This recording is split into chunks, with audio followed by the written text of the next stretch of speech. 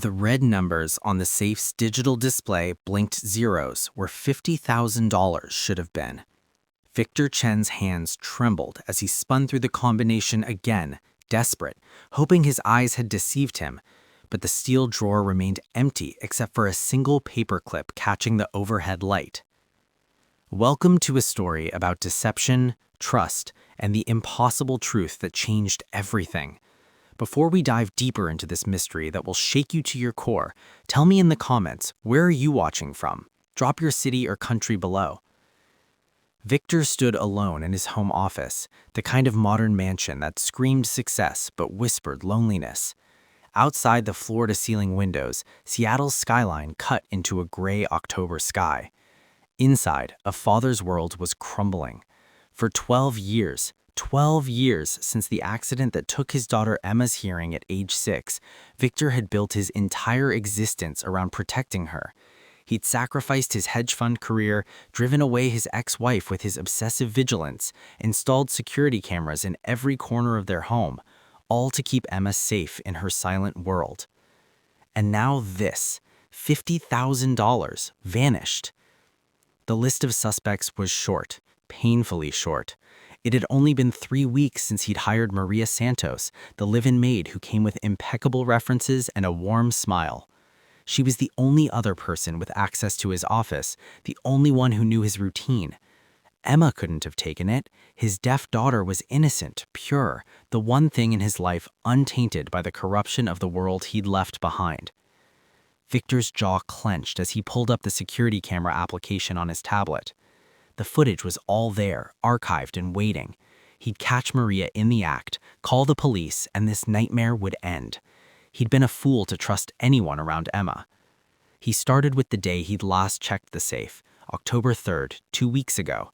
Fast-forwarding through hours of mundane footage, watching himself come and go, watching Emma pass by his office door in that graceful, careful way she moved through the world. Then something strange. Victor paused the footage, rewound, played it again. The timestamp read October 7th, 2:17 p.m. Emma stood in the hallway outside his office, and Maria approached from the kitchen. Nothing unusual except Emma's hands. His daughter's fingers were moving in rapid, complex patterns. Sign language. But not the simple signs they'd used for years. These were intricate, flowing, sophisticated. And Maria was responding, fluently. Victor's breath caught. That was impossible. Maria's resume mentioned no ASL experience. He'd specifically hired her because she'd agreed to learn basic signs to communicate with Emma. He scrolled forward. October 9th. Same thing. Emma and Maria in animated conversation, hands flying with the speed and complexity of two people who'd been signing for years. But something else caught his eye. Emma's face. She was laughing, her mouth open, and was she making sounds? Guttural, unpracticed, but sounds nonetheless. Victor's hands numbed. The tablet nearly slipped from his grip. He jumped to October 12th. There, in crystal clear 4K definition, was something that made his stomach drop into an abyss. Emma stood in the hallway, Maria beside her. His daughter's head turned sharply toward the kitchen, toward a sound. The blender. She'd reacted to the blender. Deaf people don't react to sounds they can't hear. Victor's throat constricted. 12 years. 12 years of his daughter's silence, her careful navigation of a silent world. 12 years of his life reshaped around her disability. What the hell was going on? What impossible truth do you think the cameras revealed? Drop your theories below before we continue. Victor didn't sleep that night. Couldn't. The tablet sat on his chest as he lay in the darkness, scrolling through weeks of footage, watching his daughter's secret life unfold in silent clips of betrayal. October 14th, 3:42 a.m. Emma crept downstairs, he knew because the motion sensors logged it, and sat at the kitchen table with Maria. Even in the dim light, I could see my daughter's lips moving. Not just moving, forming words, actual words. The man who'd built a fortune reading patterns in financial markets, who prided himself on seeing what others missed, had been blind to the biggest deception of his life.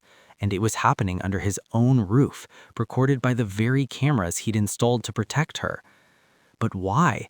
That question burned through him like acid. Why would Emma pretend to be deaf? What could possibly drive his sweet, innocent daughter to deceive him for...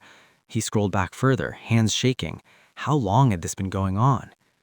He found the answer at 6:47 a.m., buried in footage from 3 months ago. Emma walking past his office while he was on a phone call, visible through the doorway. Victor watched his past self, pacing, stressed, complaining to his accountant about medical expenses, about the cost of Emma's specialized schooling, the therapists who'd achieved nothing, the experimental treatments that had failed. On the screen, Emma's face crumpled. She'd heard every word. Deaf people don't hear phone conversations through closed doors. Victor's throat constricted. 12 years of his daughter's silence, her careful navigation of a silent world. 12 years of his life reshaped around her disability. He found Maria in the kitchen at 7 a.m., preparing breakfast. She smiled that warm smile that now seemed sinister, predatory. "Good morning, Mr. Chen. Emma's still sleeping." "How long have you known?" His voice came out strangled. "Known what?" "That my daughter can hear, that she's been lying to me, that you've been helping her." The color drained from Maria's face. She set down the spatula with a trembling hand. "Mr. Chen, please, you don't understand." "Then make me understand." Victor's shout echoed through the mansion. "Make me understand why the woman I hired to help my disabled daughter has been conspiring with her to deceive me. Make me understand where my $50,000 went." "The money. You think Mr. Chen, Emma needed..." "Emma needed what? A partner in whatever sick game this is?" "A surgery." Maria's voice was barely a whisper. "What surgery?" "It's not my place to..." "What surgery?" Maria's shoulders sagged. "There's a new procedure, experimental. It could restore partial hearing to people with Emma's specific type of nerve damage. She's been saving for 2 years. The $50,000 wasn't stolen, Mr. Chen. It was Emma's inheritance from her grandmother. She withdrew it because the surgery cost $70,000, and she'd finally saved enough from tutoring jobs and..." "Tutoring jobs?" Victor felt like he was falling. "Emma doesn't have tutoring jobs. She's deaf. She can't..." "She's been tutoring ASL students online for 3 years, Mr. Chen." Maria's eyes filled with tears. "She can hear, not perfectly, but she's had partial hearing since she was 16, some rare spontaneous improvement in her cochlear nerves that the doctors called a miracle. But she was terrified to tell you." The kitchen tilted. 16. Emma was 18 now. 2 years of lies.